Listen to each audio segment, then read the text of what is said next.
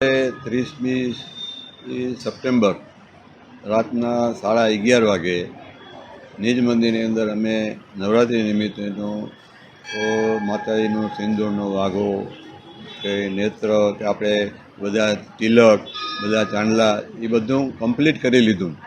અને એમ પછી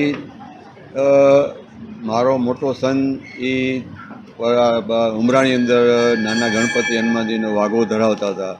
તો ત્યારે આપણે દર્શન કરીએ છીએ એની ડાબી બાજુની મૂર્તિમાં નથની નીચે નથનો ભાગ એટલે કે નાકની નીચેનો ભાગ આખો હલબલ્યો.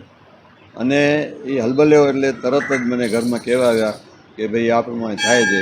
એટલે તરત જ હું મંદિરમાં આવ્યો અને જોયું તો નથનો ભાગ આખો છૂટો પડી ગયો હતો અને ડગતો હતો.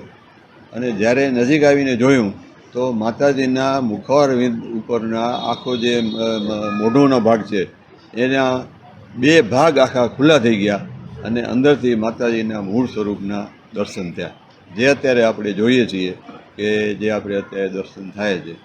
તો આવી જે ઘટના, જે ઐતિહાસિક ઘટના કહો કે માતાજીનો સંકેત કહો કે ચમત્કાર કહો કે એની અનુભૂતિ કહો, એની પોતાની હાજરી કહો, એ આપણને એ સાક્ષાત્કાર